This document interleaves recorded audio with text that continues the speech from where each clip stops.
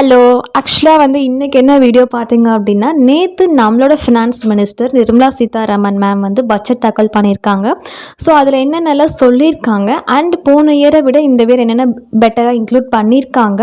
So அதை பற்றி நான் உங்ககிட்ட ஷேர் பண்ணிக்க போகிறேன். ஸோ அதில் ஃபஸ்ட் ஒன் பார்த்தீங்க அப்படின்னா, உங்களோட இன்கம் 12 lakhs வரைக்கும் இருக்குன்னா நீங்கள் டேக்ஸ் பே பண்ண தேவையில்லை.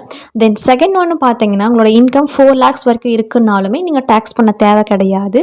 ஸோ அந்த 12 lakhs அப்படிங்கிறது ஆண்டு வருமானம், சரிங்களா? தென் தேர்ட் ஒன் பார்த்தீங்க அப்படின்னா, விவசாயிகளுக்கு கிசான் கிரெடிட் கார்டு அப்படின்னு ஒரு கார்டு இருக்கும்.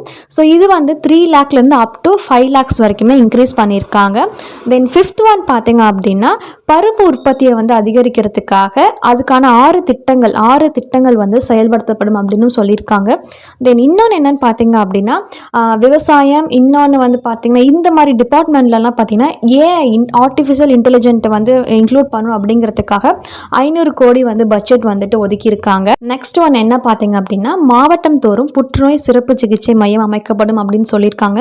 ஸோ இதனால் பார்த்தீங்கன்னா உங்களுக்கு 2025 to 26 இந்த 1 இயரில் பார்த்தீங்க அப்படின்னா உங்களுக்கு 200 புற்றுநோய் சிகிச்சை மையம் அமைக்கப்படும் அப்படின்னு சொல்லியிருக்காங்க.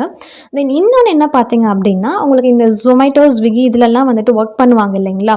ஸோ இந்த ஆன்லைன் ஆப் மூலிமா ஒர்க் பண்ணுற எல்லாருக்குமே அரசு சார்பில் அடையாள அட்டை வழங்கப்படும் அப்படின்னு சொல்லியிருக்காங்க.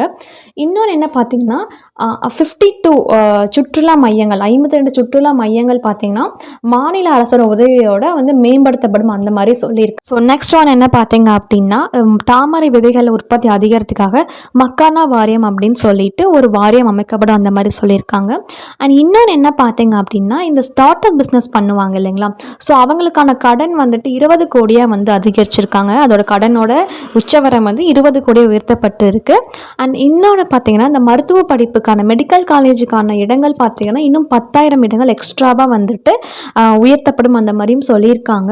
அண்ட் இன்னொன்று என்ன பார்த்தீங்கன்னா, இந்த ஜல் ஜீவன் திட்டம் அதாவது ஒவ்வொரு வீட்டுக்கும் குடிநீர் அப்படிங்கிற திட்டம் 100% எல்லாருக்குமே போய் சேர்ற வரைக்கும், ஸோ அது 2028 வரைக்கும் அதோட டைம் பீரியடை எக்ஸ்டெண்ட் பண்ணியிருக்காங்க.